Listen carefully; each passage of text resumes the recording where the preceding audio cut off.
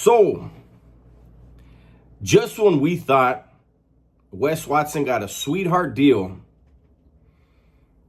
it turns out it's just not sweet enough. What's cracking, everybody? Welcome back to the channel. New video. This morning, I saw a video by Gunners Collective, and it had to do with the Wes Watson plea bargain, which he already agreed to.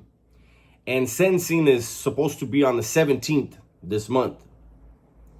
However, according to, and I have my notes here, so excuse me if I'm looking down, but I want to make sure I read my notes to you guys.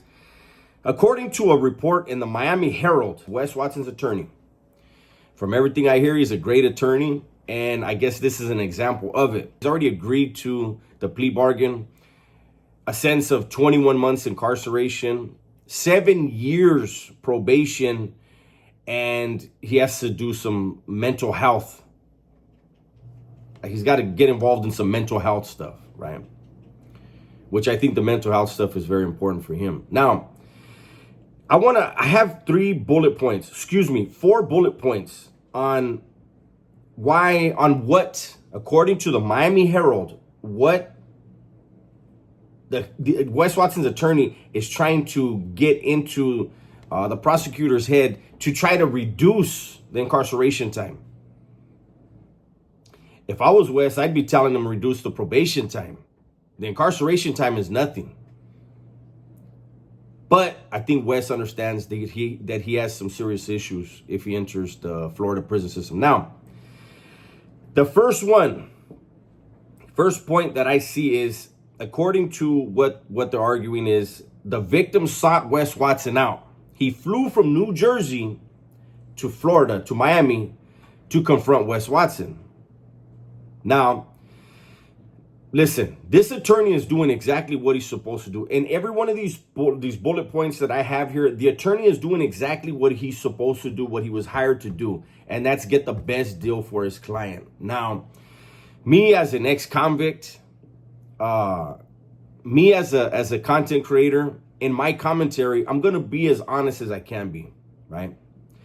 To say that the victim sought Wes Watson out and that he flew from New Jersey to Florida to Miami to confront Wes, the state would have so many videos dating back to California when Wes was working out in San Diego, when he would give out the location and the time and say, anybody got an issue, pull up. See, Wes had years of giving out the location, saying nobody's going to pull up, everybody's a punk, they can't handle him, and all this. I'll go outside so you don't have to worry about anything. I'll go outside and I'll beat you up outside. There are years where Wes Watson said that. From my understanding, there are also text messages or DMs through IG, I believe it was, between Wes and the 7-foot monster. And so Wes wasn't an innocent person in any of this. It wasn't like Wes had never given the location that the victim, I'm going to say the 7-foot monster. It isn't like the 7-foot monster sought out Wes, had to find out what Jimmy worked out, what time he's going to be there, and all. No. Wes gave the location, gave the time, and allegedly exchanged DMs with this guy. So he was aware that there was an issue, a potential issue, right? So I think I think the state has the upper hand on that point. Now, attorney is saying that it started out as self-defense. At which point? So Elevation Gym has released the footage. I saw it on IG. And a lot of us had already seen it thanks to John Bravo, right? Don't forget to check out John Bravo stuff. But we see the victim come into the gym, turn on his phone, his camera, whatever, set the phone down, aiming it towards where he's going to go, walk up to Wes Watson, and he pushed. I'm going to have to say he pushed Wes Watson. But when I say pushed, it was the equivalent of like a 97-year-old woman pushing a grown man. I swear the victim, it looked like he went backwards while he was trying to push Wes, right? And initially you see Wes start to walk away, and then it hit him. His ego hit him. I can't walk away. I have these dudes that I have them, these guys that are with me, I have convinced them that I'm a tough guy. Wes has never been a tough guy. That's one of the points that the should have brought up, that Wes has never actually been a tough dude, right? But instead it started a self-defense. So when you see the video, you see Wes start to walk away and like snap, like, nah, I can't walk away. He comes back. It's on camera. He strikes the victim with the buckle part of a weight belt. And then Wes and his friends all jump on the victim. So again, I don't see how. Look it, the attorney is doing again, I'm going to have to keep stressing this probably on every point. He's doing exactly what he's supposed to do.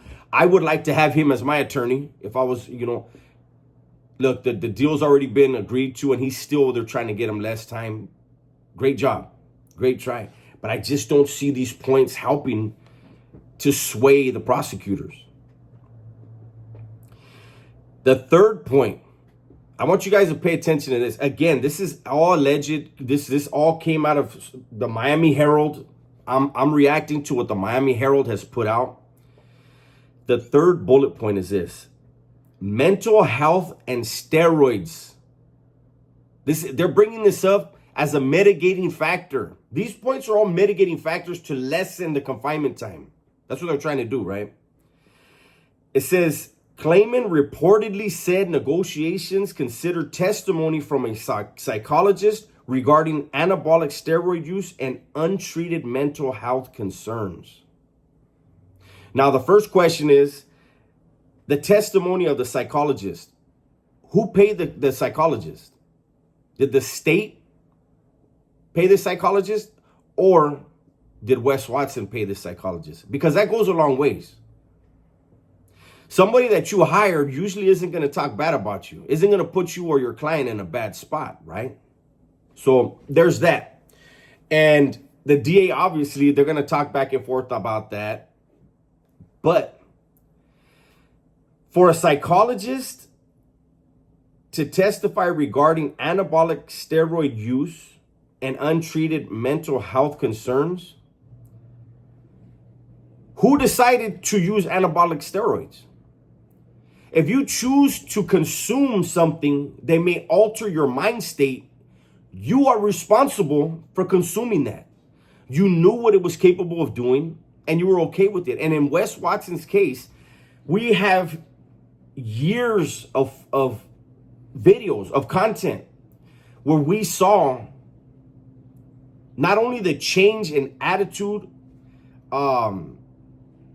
the explosion of ego, but even physically, the changes. He aged. His voice changed. You can't be using something, regardless of what it is, and seeing physical changes, seeing in your own videos when you record changes in perspective and outlook, demeanor, interactions, like it all went negative. And as far as untreated mental health concerns, who is supposed to treat Wes if Wes doesn't treat himself? Again, I think every one of these points are horrible, horrible, horrible for Wes. If this was to go to trial and these were brought up as defenses, Wes Watson's own content will destroy him. Lastly,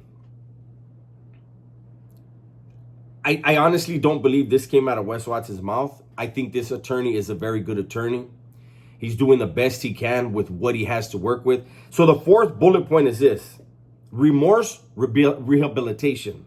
Remorse, rehabilitation. They're presenting Watson as someone who accepts responsibility and wants to use his platform differently. The only problem is these phone calls that are coming in from the county jail. Not once has he exhibited any signs of rehabilitation or remorse in the phone calls. Instead, there's been a lot of ego stroking. He was patting himself on the back. He's the boss of bosses. Look at the title of his videos. Look at the picture. I've already said it's a horrible look for them to be posting these calls with that picture. He looks like a maniac. They should have been posting a video of Wes with some clothes on, smiling. Sitting in his car at least with some clothes on, smiling. You know, if Wes Watson tries anything funny and this deal isn't accepted, Wes is facing 15 years just on this case. Will he get 15? I don't know. I don't know what he'll get. But he's exposed to that.